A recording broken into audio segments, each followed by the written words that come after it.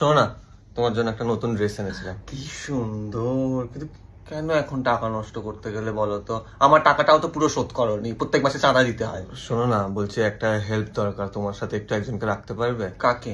কিরে ভেতরে আয়। হাই। না না না না না না, এই একই জামার ভেতর নিজেও থাকো, ওকেও রাখো, আমি পারবো না, আমি পারবো না। প্লিজ শোনা, এমার্জেন্সির জন্য রাখছি। দেখো, আমি অন্য মহিলার সাথে একই জামার ভেতর থেকে তোমার সাথে সংসার করতে পারবো না। তুমি ওনাকে ওয়ালেটে থাকার ব্যবস্থা করে দাও, আমার মনে হয় ওনার জন্য ওটাই ঠিক হবে। ওয়ালেট তো আছে, কিন্তু ইনাকে আলাদা করে তোমার কাছে সেভ করে রাখছি এমার্জেন্সি সিচুয়েশনের জন্য। ভালো লাগে না, আবার আমার পেছনটা ফুলে যাবে, ফিগারটা নষ্ট হয়ে যাবে, লোকজন দেখে আমার কা আসবে।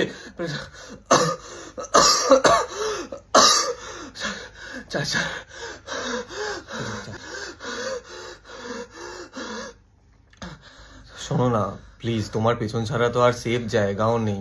একটু ঠিক আছে, ওনাকে বলে দাও পেছনে কিন্তু চিপকে থাকতে হবে, তুমি সেই রাখবে, তারপর যখন বার করবো ওরম ভাবে মুড়ে থাকতে হবে, কিন্তু এটা ওয়ালেট নয়, ওই শ্বাস নেওয়া যায়।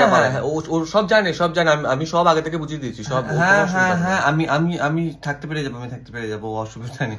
আসো পেছনে আসো।